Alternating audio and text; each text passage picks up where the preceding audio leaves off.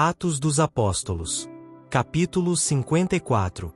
Uma fiel testemunha. Após a ascensão de Cristo, João permaneceu como fiel e ardoroso obreiro do Mestre. Juntamente com os demais discípulos fruiu o derramamento do Espírito no dia do Pentecostes, e com novo zelo e poder continuou a falar ao povo as palavras da vida, procurando levar seus pensamentos para o invisível. Era um pregador de poder, fervente e profundamente sincero. Em bela linguagem e voz musical, falou das palavras e obras de Cristo, expressando-se de maneira a impressionar o coração dos que o ouviam. A simplicidade de suas palavras, o sublime poder das verdades proferidas e o fervor que lhe caracterizava os ensinos, deram-lhe acesso a todas as classes. A vida do apóstolo estava em harmonia com seus ensinos. O amor de Cristo que ardia em seu coração, induziu-o a empenhar-se em fervoroso e incansável labor por seus semelhantes, especialmente por seus irmãos na igreja cristã. Cristo ordenara aos primeiros discípulos amarem-se uns aos outros como ele os amara a eles. Assim deviam dar testemunho ao mundo de que Cristo estava formado neles, a esperança da glória. Um novo mandamento vos dou, disse ele, que vos ameis uns aos outros. João 13, verso 34. Ao tempo em que essas palavras foram pronunciadas, os discípulos não as puderam compreender, mas depois de haverem testemunhado os sofrimentos de Cristo, depois de sua crucificação, ressurreição e ascensão ao céu, e após haver o Espírito Santo repousado sobre eles no dia do Pentecostes, tiveram mais clara compreensão do amor de Deus, e da natureza desse amor que deviam possuir uns pelos outros. Então pôde João dizer a seus condiscípulos: conhecemos a caridade nisto, que ele deu a sua vida por nós, e nós devemos dar a vida pelos irmãos. 1 João 3, verso 16. Depois da descida do Espírito Santo, quando os discípulos saíram para proclamar um Salvador vivo, seu único desejo era a salvação de almas. Rejubilavam-se na doçura da comunhão com os santos. Eram ternos, prestativos, abnegados, voluntários em fazer qualquer sacrifício pelo amor da verdade. Em seu contato diário entre si, revelavam aquele amor que Cristo lhes ordenara. Por palavras e obras de altruísmo, procuravam acender este amor em outros corações. Um tal amor deviam os crentes sempre acariciar. Deviam proceder em obediência voluntária ao novo mandamento. Tão intimamente deviam estar unidos com Cristo que pudessem estar habilitados a cumprir todos os seus reclamos. Sua vida devia magnificar o poder de um Salvador que poderia justificá-los por sua justiça. Mas gradualmente se operou uma mudança. Os crentes começaram a olhar os defeitos uns dos outros, demorando-se sobre os erros, dando lugar a inamistoso criticismo, perderam de vista o Salvador e seu amor. Tornaram-se mais estritos na observância de cerimônias exteriores, mais estritos no tocante à teoria que à prática da fé. Em seu zelo para condenar a outros, passavam por alto seus próprios erros. Perderam o amor fraternal que Cristo lhes ordenara, e, o que é mais triste, não tinham consciência dessa perda. Não reconheceram que a felicidade e a alegria lhes estavam abandonando a vida, e que, havendo excluído o amor de Deus do coração, estariam logo andando em trevas. João, sentindo que o amor fraternal estava diminuindo na igreja, insistiu com os crentes sobre a constante necessidade deste amor. Suas cartas à igreja estão repletas deste pensamento. Amados, escreveu, amemo-nos uns aos outros, porque a caridade é de Deus, e qualquer que ama é nascido de Deus e conhece a Deus. Aquele que não ama não conhece a Deus, porque Deus é caridade. Nisto se manifestou a caridade de Deus para conosco, que Deus enviou seu Filho unigênito ao mundo, para que por ele vivamos. Nisto está a caridade, não em que nós tenhamos amado a Deus, mas em que ele nos amou a nós, e enviou seu Filho para propiciação pelos nossos pecados. Amados, se Deus assim nos amou, também nos devemos amar uns aos outros. 1 João 4, versos 7 a 11. Sobre o sentido especial em que este amor deveria ser manifestado pelos crentes, escreve o apóstolo: Outra vez vos escrevo um mandamento novo, que é verdadeiro nele e em vós, porque vão passando as trevas, e já a verdadeira luz alumia. Aquele que diz que está na luz, e aborrece a seu irmão, até agora está em trevas. Aquele que ama a seu irmão está na luz, e nele não há escândalo. Mas aquele que aborrece a seu irmão está em trevas, e anda em trevas, e não sabe para onde deva ir, porque as trevas lhe cegaram os olhos. 1 João 2, versos 8 a 11. Porque esta é a mensagem que ouvimos desde o princípio, que nos amemos uns aos outros. 1 João 1, verso 5. Quem não ama a seu irmão permanece na morte. Qualquer que aborrece a seu irmão é homicida. E vós sabeis que nenhum homicida tem permanecente nele a vida eterna. Conhecemos a caridade nisto, que ele deu a sua vida por nós, e nós devemos dar a vida pelos irmãos. 1 João 3, versos 14 a 16.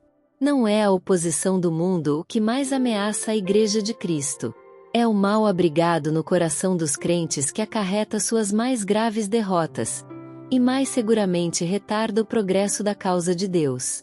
Não há maneira mais certa de debilitar a espiritualidade que acariciar a inveja, a suspeita, a crítica e as vis desconfianças. Por outro lado, o mais forte testemunho de haver Deus enviado seu Filho ao mundo é a existência de harmonia e união entre os homens de variados temperamentos que compõem sua Igreja. É privilégio dos seguidores de Cristo dar este testemunho. Mas para isto fazer, precisam colocar-se sob o comando de Cristo.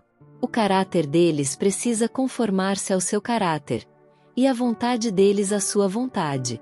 Um novo mandamento vos dou, disse Cristo, que vos ameis uns aos outros, como eu vos amei a vós, que também vós uns aos outros vos ameis. João 13, verso 34. Que maravilhosa afirmação, mas quão pouco praticada. O amor fraternal está tristemente faltando na Igreja de Deus hoje em dia.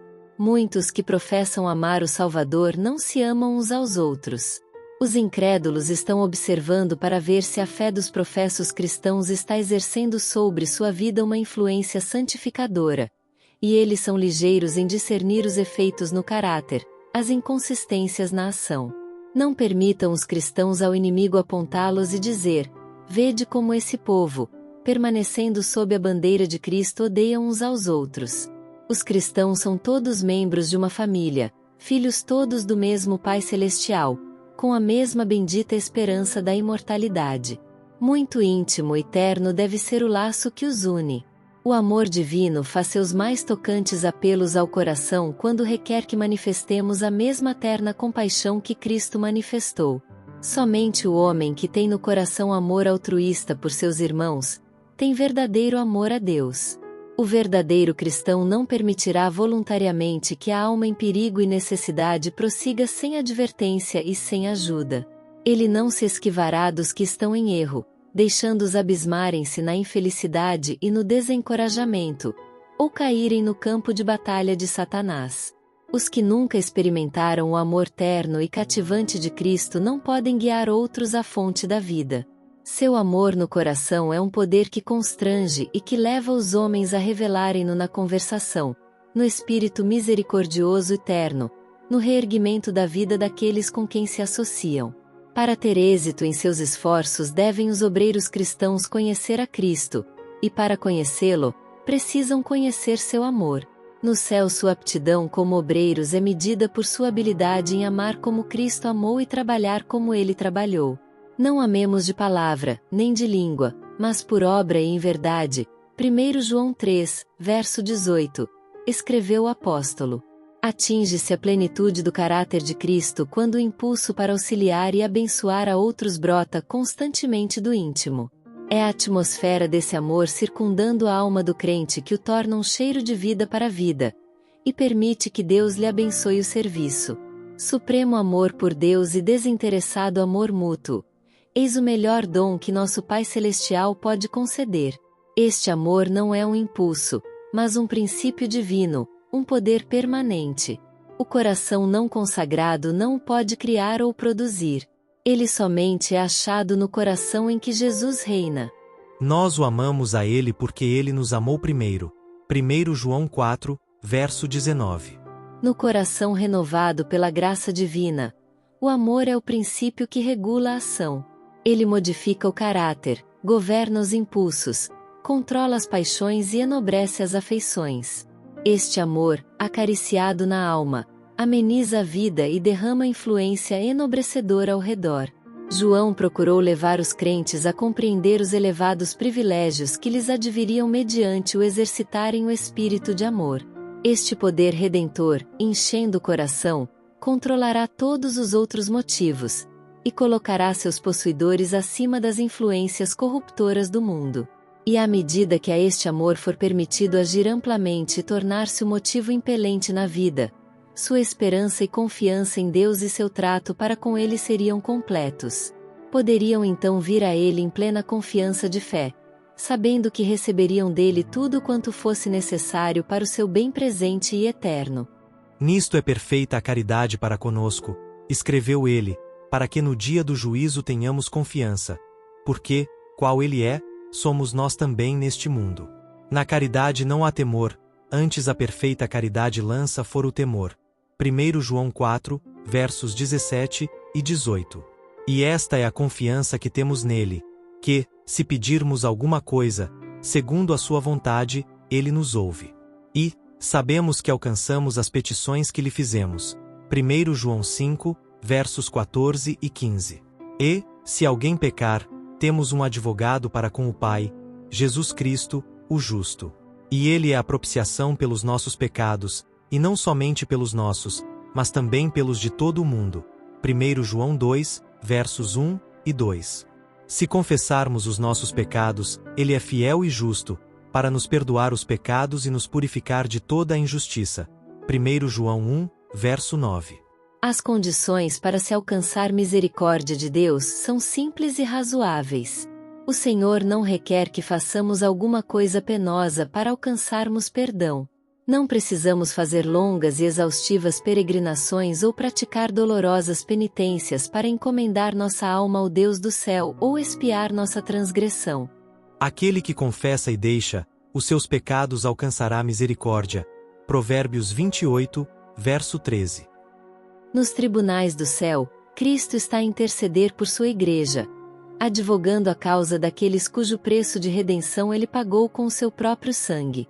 Séculos e eras nunca poderão diminuir a eficácia de seu sacrifício expiatório. Nem a morte, nem a vida, altura ou profundidade, nada nos poderá separar do amor de Deus que está em Cristo Jesus, não porque a ele nos apeguemos com firmeza, mas porque ele nos segura com sua forte mão. Se nossa salvação dependesse de nossos próprios esforços, não nos poderíamos salvar. Mas ela depende de alguém que está por trás de todas as promessas.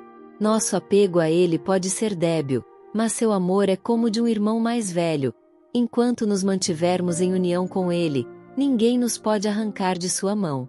Enquanto os anos passavam e o número dos crentes aumentava, João trabalhava pelos irmãos com crescente fidelidade e devotamento. Os tempos eram cheios de perigo para a igreja. Enganos satânicos existiam por toda parte. Por meio de adulteração e falsificação, os emissários de Satanás buscavam suscitar oposição às doutrinas de Cristo. E como consequência disso, dissensões e heresias estavam pondo em perigo a igreja. Alguns que professavam a Cristo pretendiam que seu amor os libertara da obediência à lei de Deus. Por outro lado, muitos ensinavam que era necessário observar os costumes e cerimônias judaicos, que a mera observância da lei, sem fé no sangue de Cristo, era suficiente para a salvação. Outros mantinham que Cristo fora um homem bom, mas negavam sua divindade. Alguns que simulavam ser leais à causa de Deus, eram enganadores, e na prática negavam a Cristo e seu Evangelho. Vivendo eles mesmos em transgressão, introduziam heresias na igreja. Muitos eram assim levados a um labirinto de ceticismo e engano. João enchia-se de tristeza ao ver surgirem na igreja esses venenosos erros. Viu os perigos a que a igreja seria exposta, e enfrentou a emergência com prontidão e decisão. As epístolas de João respiram o espírito de amor. É assim como se ele escrevesse com a pena molhada no amor. Mas quando entrou em contato com os que estavam a quebrar a lei de Deus, embora declarando estar vivendo sem pecado, não hesitou em adverti-los de seu perigoso engano. Escrevendo a uma auxiliar na obra do Evangelho, uma mulher de boa reputação e grande influência, disse ele: Já muitos enganadores entraram no mundo, os quais não confessam que Jesus Cristo veio em carne. Este tal é o enganador e o anticristo. Olhai por vós mesmos, para que não percamos o que temos ganho, antes recebamos o inteiro galardão. Todo aquele que prevarica, e não persevera na doutrina de Cristo, não tem a Deus. Quem persevera na doutrina de Cristo, esse tem tanto ao Pai como ao Filho. Se alguém vem ter convosco, e não traz esta doutrina, não o recebais em casa, nem tampouco o saudeis. Porque quem o saúda tem parte nas suas más obras. Segundo João 1, versos 7 a 11. Estamos autorizados a ter na mesma consideração indicada pelo discípulo amados que alegam permanecer em Cristo ao mesmo tempo que vivem em transgressão da lei de Deus.